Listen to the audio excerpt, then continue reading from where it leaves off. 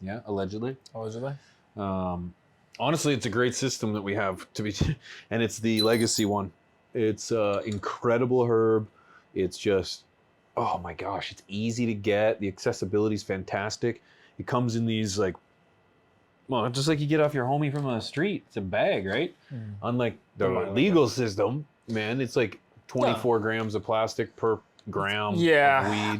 A lot of companies, and it's cost-cutting measure, Mylar bags, these things. It's the same thing, except generally they're like colored instead of clear. Yeah. But that's the thing, which is like, honestly, because of, not that this is sitting outside, but UV. Right. But just like when I was in high school, I would get my bag. I didn't keep it in a bag. I'd go and I'd put it in one of these. Or not necessarily a sea vault, but I'd go and put it in another container. Yeah, I've always been specialty storage devices myself. Right, yeah. right. So I mean, maybe not purpose-built ones back in the day. So don't spend so much money on the packaging for me. Because I'm just going to put it in something else anyway. And unless you're buying, like, I think just like every other product, unless you're like aiming to purchase something, if you're looking for craft, then I want everything. When I get a new iPhone, I like the nice box, or when you're buying a new electronic and it's got like a really cool box. When I get my Starlink, it was a really cool box for the satellite when I got that initially, and I like that experience because I'm paying for a premium product. Everything about it, I want it to be premium. Like, save the money on the packaging and give me the product. No, I want all of it. Yeah. Right? Give me the presentation as well. So it's nice to get that on those things. But at the same time, if you're buying for the everyday smoke stuff, then why spend the money? Why? Save the dollar there. Well, there's always going to be a market there, 100%. I like that too.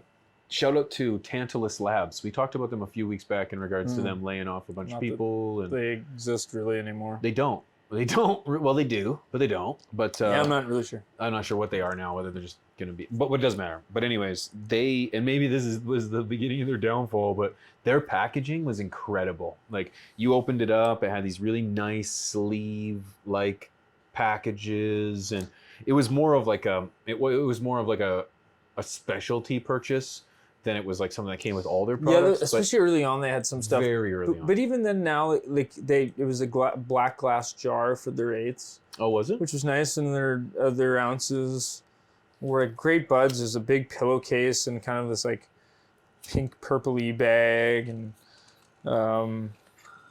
there was another thing I liked that they did too. With all the extra plastic and things, and pre-rolled tubes. Which some companies like to have some biodegradable packaging, which is really great. But they had a shorter pre-roll tube, so it wasn't like you could fit extra. Yeah, a ton of extra space. They just went to one that fit the 3.5 grams instead of it being a big waste of space, and like that. Like, it's just like, it's a small step, but when you're dealing with the amount of these things that go out, that's huge. Yeah, and it kind of like, it's ridiculous when you think about like what the legal system has to deal with. Because like Health Canada puts it that you have to have,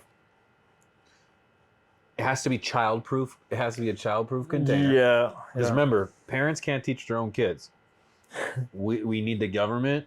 We need Dora the Explorer, and we need our schools. Flour, like, there's the edibles I can understand. Like, for the fact that edibles are just in difficult to open packages, not a child-proof container, I find really weird. Like, you think that we should be arguing that gummies are in the same type of containers that the 8s come in? You would the think. Little, like, a pill bottle style? Yeah, it's far more desirable to looks far more desirable. Well, that's the big issue. That was why there was a cap at milligrams, and it's like, hey, let's put this in the most controlled packaging we have that we use for opiates, right? Yeah. And put it in there and allow us to raise the milligrams per package up, right? Let's control the access all the way through, sell it that way. And if you want to buy the 500 milligram guys, they come in a pill bottle now. Yep. I think that's probably like a good way to deal with it instead of just ignoring it and having it in the packages. Because like, we don't like flour, having it in a package, and most of it's in the Mylar bags, which again is just more like difficult to open than it is anything else. Right. But it's like, the kid's gonna take steps. What kid is eating a bunch of like grungy flour? None. And the thing is I just like, well, don't get me wrong, infants, small children, they're going They to put eat stuff in everything. their mouth. They put everything in their mouth.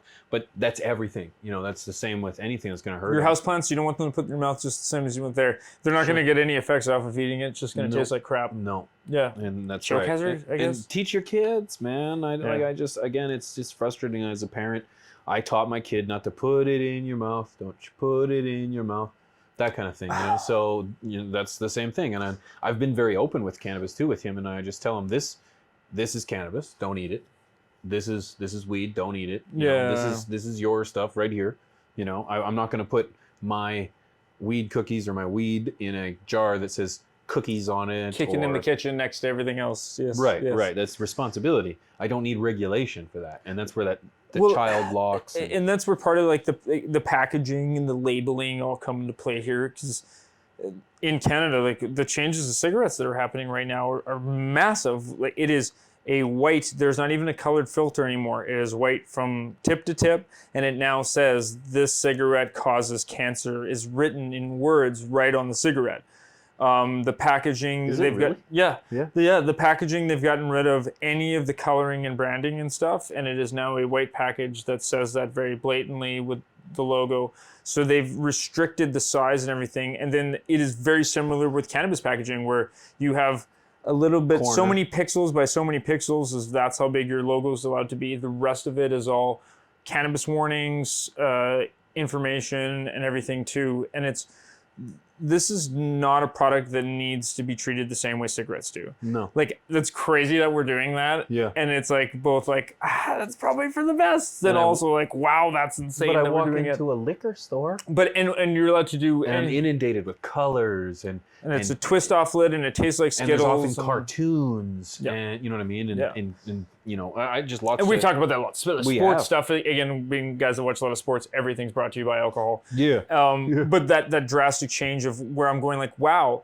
like I understand why these steps are being taken with cigarettes. Like we get it. But it just, now that those like, wow, these labels are starting to look, they looked a lot like before, but now they're like really getting to that where all you're allowed is this raw information and nothing, because we treat you as this backlog. It reminds me of like communist China or like you're just like North Korea. Yeah, like this thing is not a thing that we're that okay with. So like we've got to warn you about everything about it. And I know that that's going to change and that these steps are going to be repealed, but it's just, especially with this, like how hard they're going at cigarettes, and then kind of looking at the two labels and you're like, am I supposed to be that afraid of this one? Because you're taking that really seriously. And I think just as a public perception, that makes people less comfortable around the product. Right. Right. No, you're right. That's exactly it. There's no personality. There's no branding. There's nothing. Right. Because something that people feel incredibly comfortable with, alcohol, is associated with their cabin lifestyle. It's associated with their sports teams, with their social gatherings. With your national pride. Yeah. Right. I am Canadian. Yeah. Those are great commercials, though. Like really great commercials. Right. But yeah, like, and then... Yeah, that just made me feel like, I felt a little bit more like, no, we're like right there. And I was like, I don't like how close those labels look. Yeah, right. Right, like you're like, oh, you make me feel like I really am selling drugs. It is. It's dirty. Yeah, it's dirty. Dirty money. But that's what regulation has done, man. And, it kind of just makes you think as I sit here, it's like, I am pro regulation. I am pro taxation. I am pro, a proliferation of cannabis. I want to see this plant succeed. I know it has the abilities to heal people. I know it has the ability to bring people together. And I know there's an ability to, do it safely and do it in a way that we can capitalize the most off of. And how we're doing it here in Canada is kind of not that way. When I think about the regulation, it's like safety, for example. Your store, Black Tie, it has to have, by regulation, you have to have, what is the actual regulation in regards to glass? Does that have to be fogged out? Like our windows. Yeah, it has to prevent the youths from seeing inside. Those children. Those youths. Those children. Somebody think of the children. So you can't see, youths. like one of the things that like I've learned is like, if I was working retail or in a high risk area such as a dispensary, I'm gonna want to see out. I want to see what kind of customers are coming towards me. Am I gonna get mugged? Is someone coming with me with a mask on? Do Alberta removed their requirement because of security, because like so many shops were getting it. Right.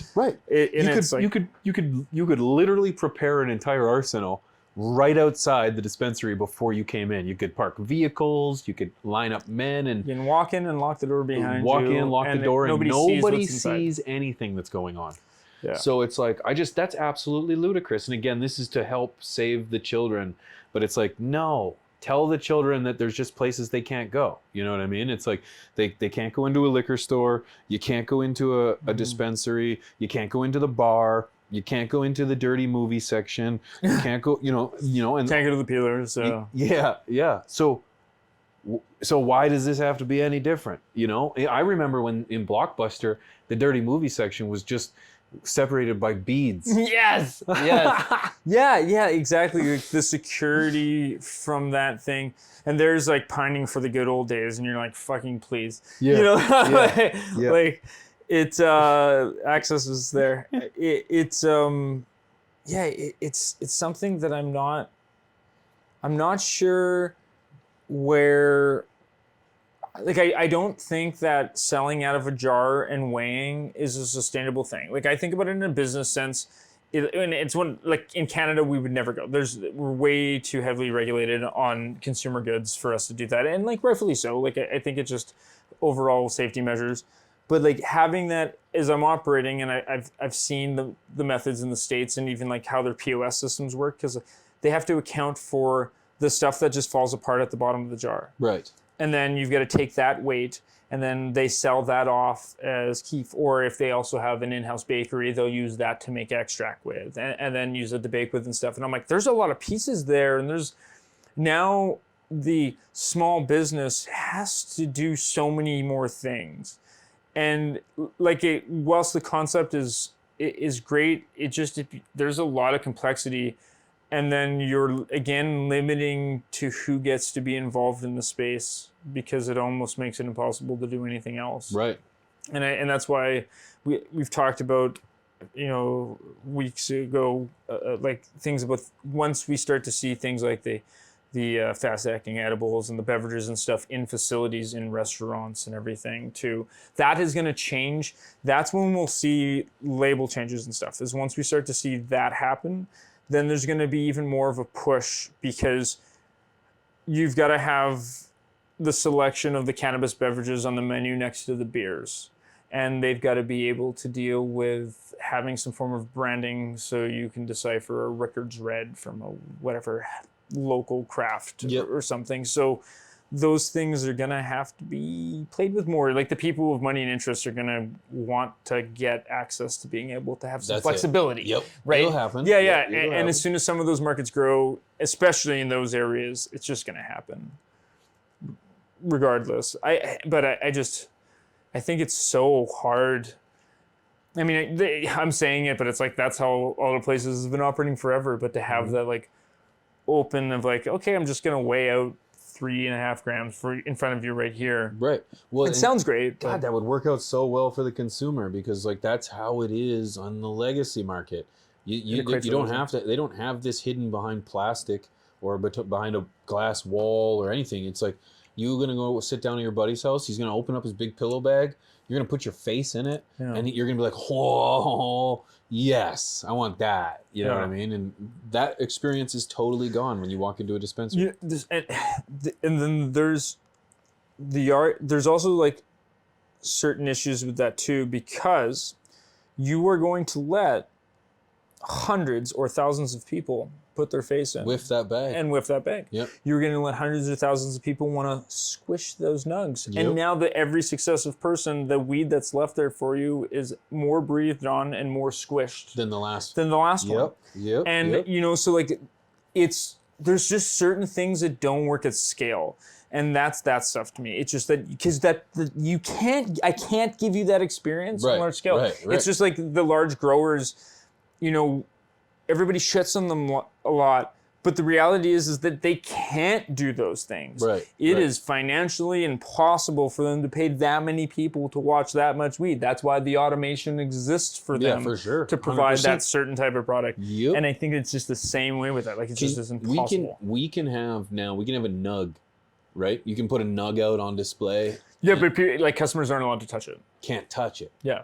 So it's in a protective... No, that's in the Manitoba market. I'm fairly certain most are like that. But it's just, we can have like those sensory jars where you can like smell it, and they'll have a little magnifying glass so you can see. But you can't. But that's been sitting there for 2 weeks in a not humidity controlled thing. Not a great representation of the actual product. And to me, like, when looking at methods to be able to sell things based off of packaging constraints and stuff, it was like, is that worth it? Am I going to spend all this money in these containers, and then I'm perpetually buying the flour every time we bring it in and leaving it out there? And then what are you going to do? Hold it there, and like once a week we'll switch out the nug.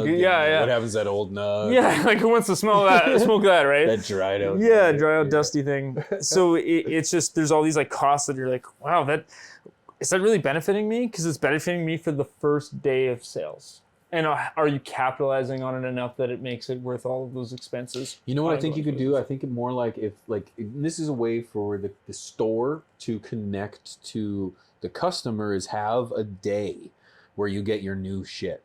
And it's like you schedule that. It's like, okay, prices don't change. But if you want, this is of your entire audience or customer base, it's only gonna be a smaller amount that actually come to this. So it's like, then you could say, okay, new bags here. New shit. I'm gonna put out a nugget, and for those that are really interested, for one night of that, you can come and get that fresh scent of that. See, like, it's basically impossible for me to control shipping that way.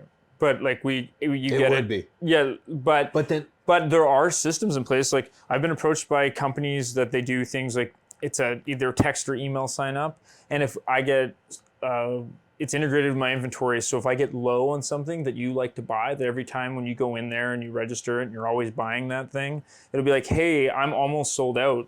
You should come pick that up. And it'll just automatically let you know that. Or it'll be, hey, this is in. Or, hey, if you want to be notified of new things. Great. There are things options out there. Coming. And see, that's something that the legacy market you can't. We'll never have. Nobody's got a texting service to tell you inventory. Manage the cartel that's going to bring the bags up here. No one's getting it from the cartel. But I've struggled with. I love tech convenience stuff, but as a shopper, like, generally I don't use those things too much, and I don't enjoy dealing with it. I've worked retail for forever, and I hated asking for that stuff too. So like, I feel weird about bringing that into my store, and like, some people will be like, "Oh, it'd be nice to know."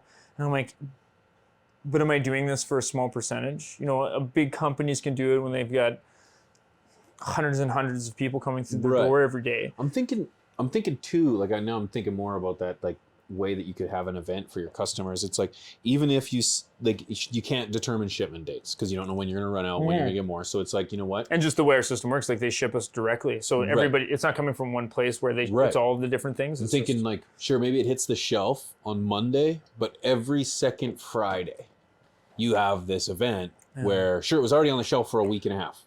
But now you get email lists or something. Yeah. And just say, come on, one time, every 2 times a week, and I'm not saying you have to have discounts, but maybe you offer donuts or tea. I don't fucking know. But it's like, not only does it bring people in the store, but it gives a way for people to connect to you, and it gives people to connect to the product, right? And then that's the way that on the commercial, at the scale level, we can give back that intimacy that we want with our product, that we are just desperately in need, desperately not available, or and we don't have access. I think, I mean, that's what I try to do with the shop, but you have to try shit. Like, 100%. Like, making purchasing decisions based off of the kickbacks you're getting from the company is you will get the frivolousness you put into the decisions on your menu will get the same type of purchaser coming to your store, because nobody has any loyalty. It's purchasing off of price and what they're going to get out of it. And being able to, like, I try to play the trust game. Like, I get frustrated when we have holes in our menu, and, you know, because of limitations of how much I can buy at what times and such, right? Small business problems. Yep. but because you feel like, no, I want to be able to have you covered and make sure this is there, and you're always trying to this is the difference look for the business niches and the big business. Yeah, like it's me and only a few other people, so like you see the same faces all the time, and it is a lot more comfortable, so we get to know our guests a lot more. We keep our menu much smaller, and it's about filling holes than about having multiples of the same thing. This is really good, and if it's other options, the better prices come in, we'll flow that in depending on availability and play that game. It makes our menu a little bit more fluid at times, but there are things that we anchor off of, and I think that's like the regular stuff you grabbed off your guy, or the experimental, this is the good stuff right now. It's like the Pineapple Express. Yeah. $5 more for a quarter. Yeah. Yep. But you're willing to do that. Yeah. Because that intimacy and the connection is there. Yeah. Right? Yeah. You get to like listen to people, and just like we've talked, it gets talked about all the time. We were just talking yesterday about this 8th, and it was like, sold pretty well. Do you think we just like don't again? Like, what do you guys feel? Like, was it something that everybody was that impressed with it, or was it something that we can just like, let's find something else? Like, it could be the same price, move on, and then it's another thing, because there's just so many sectors, and that part's fun about it. But that's putting a lot of onus on the retailer, and it's putting a lot of onus on the consumer to find the retailer that's building their lineup that way and has the educated staff like that. Again, at scale, that becomes really difficult. Sure. I buy everything that comes in, and we're trying it, and like whether it's packages of gummies. And I'm gonna argue that you have to do that. I don't care how big you get.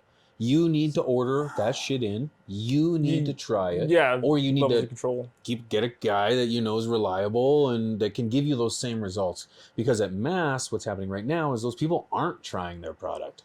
Because it's not handled properly. It's irradiated. I wouldn't want to smoke it. So it's like the product is just now trying to catch profit rather than keep quality. And you can't lose that. We don't get to see the product ahead of time. No, there's a lot of things. But that's why trying new things, getting out there, getting your name out there as a small dispensary or as a small business owner, but as a dispensary, it's like getting your name out there, sponsoring events. That's how I would reach my customer base. But and that's exactly what I was about to say, because it's like, I'm saying this and I'm going, is this just our like weed bias? Like, just because that's how it used to be, and there's no growth there? Because I was about to talk about edibles, and then I'm thinking about confectionery, and I go, when's the last time you get to try the chocolate bar before you bought it? Never. It's in the fucking wrapper already. Yeah. The problem though is the consistency. Is there, right? Yes, right? When I go for a Mars, it tastes like a Mars every goddamn time you buy it. Yes, and definitely more of an issue early on. I think and that's the same thing that tobacco has on us, and that's the same thing that alcohol has on us. Yeah. Right now. Because like the things like the edibles, the companies that have really blown up, the flavoring they're providing, the mixtures of cannabinoids. You've got like a Wild who's done exceptionally well. I think they're doing pretty big in the States now. Canopy bought them, but they have a biodegradable packaging that they come in. And all natural flavorings, all this stuff, and like there's the one Quick Brands. Actually, I think that's another Canopy. They always get bought. Everybody gets bought by big guys. Yeah. The Shred'ems for those like more lower price sugar gummies. There's like so many of those consistency things that are there. Supply sometimes can vary on those, right? Like you can never not get a hold of a Snickers bar. But so it's just, it will still have to get better. But flour, that's hard. And like, is the expectation also crazy? Because, that's like going to the grocery store and it has to look like this. I mean, we do that to a degree with produce, right? Yeah, we do. Yeah, we do. And my meat has to look a particular way. Right. And past standards and everything too. So I think that's where the system, if we're going to be like this, those standards is what has to drive this. We're getting the accountability, because if those standards are there, then like, do you have to see it? That's right. Right. I can trust that Snickers bar is going to be okay, and it's safe to consume, all that stuff. And that's why I really like companies that are like, was it Sweet Leaf? Sweetgrass. We were talking to the other day. Yeah. They only do one strain. Yeah. One strain. And they're changing. Cultivar. Yeah. It's funny. Someone called me out in the comment section like, it's okay to say strain, Pigeons. No, well, it is. I'm sure it is, but I want to be technical. I want to be accurate when I'm talking about like, cultivar. I've said cannabis more now that I have a license than I've ever said in my entire life. Yeah, right. It is cultivar. So they only take care of one cultivar. So that's the idea of, you know, Snickers. Although I know I'm wrong here, but Mars Bar only brands. makes Mars Bar. Now I'm sure Mars owns Hershey's owns everything. No, Mars owns everything. Oh, Mars owns everything. So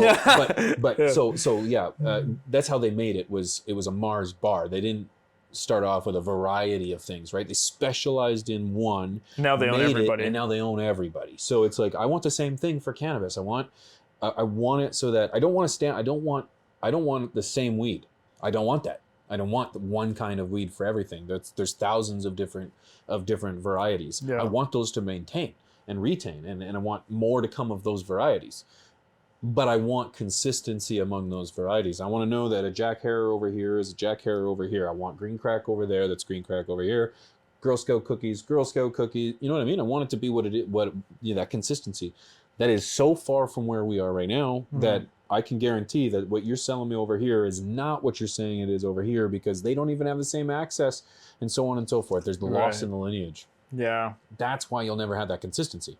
Or no, I shouldn't say never. That's why we don't have. So when you have companies that are going to perfect their genetic, or whatever genetic it is, whether you can call it theirs or not is a different argument, but what that particular genetic, they perfect it so that I know on your menu of many companies, when I go to this particular company, and my example is Sweet Green here, is Sweetgrass.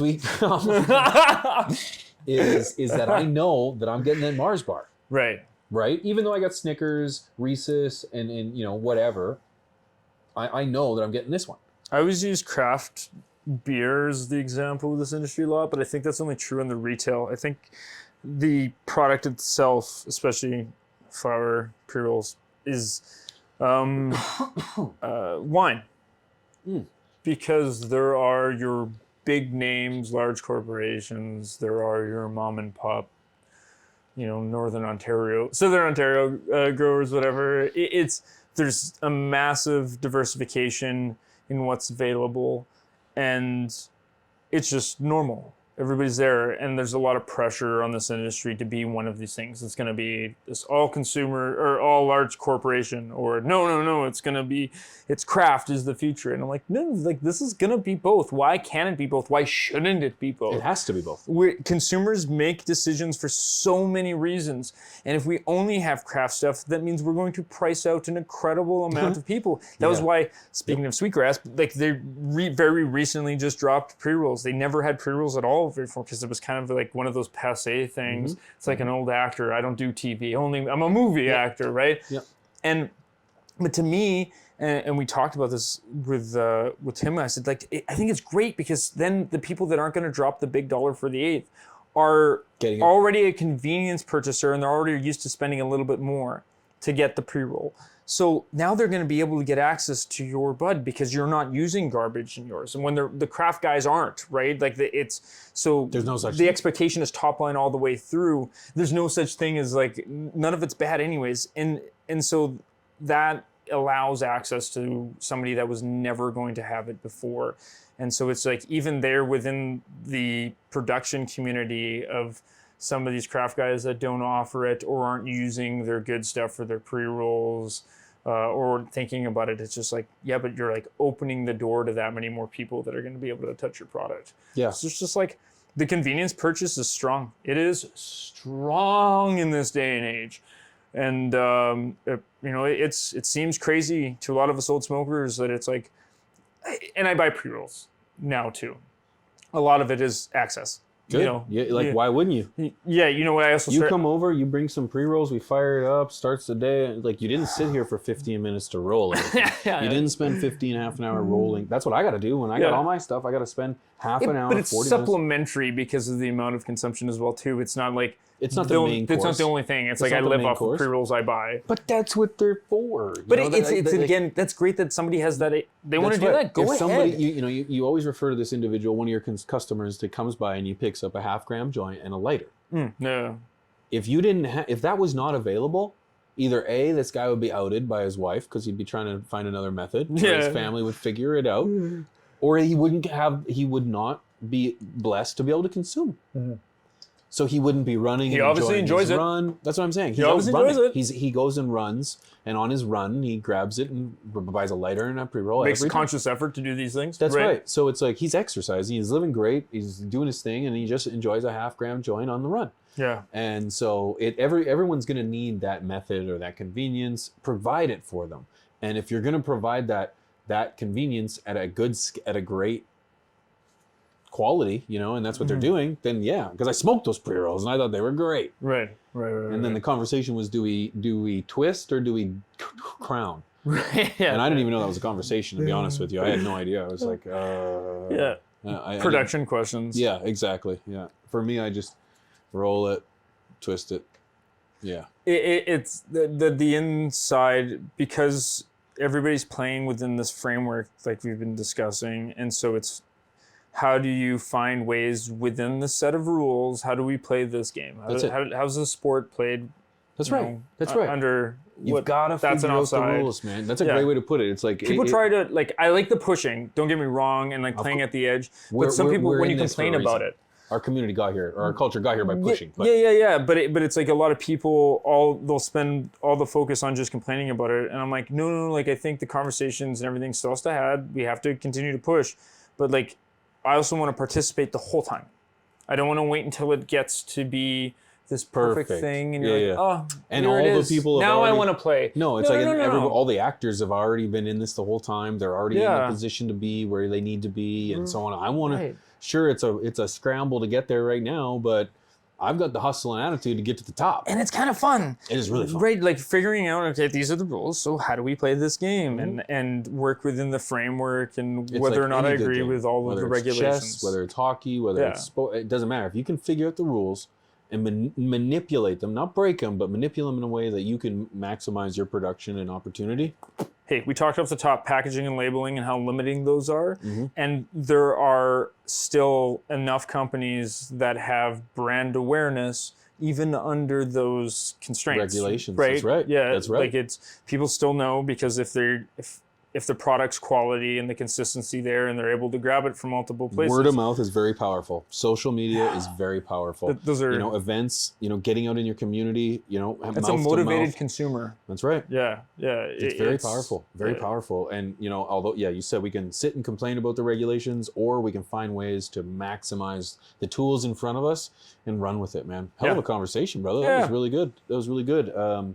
If you guys want to reach out to us, as always, you can reach out to us on Highly Motivated Productions on Instagram, on on Twitter, or X, I guess we should be called. We're on X. Come be our X. Also now, recently dropped, Highly Motivated is on Patreon, guys. If you want access to content that you will not see here on YouTube, Chris and I we go on some garden tours to some pretty incredible facilities, and we see some beautiful flower. YouTube don't like that. YouTube doesn't like it. No. So you can come see it over there. We'll be dropping episodes days in advance before the Friday drop. So if you want to come see them before they're ready, come comment on, be a part of the community.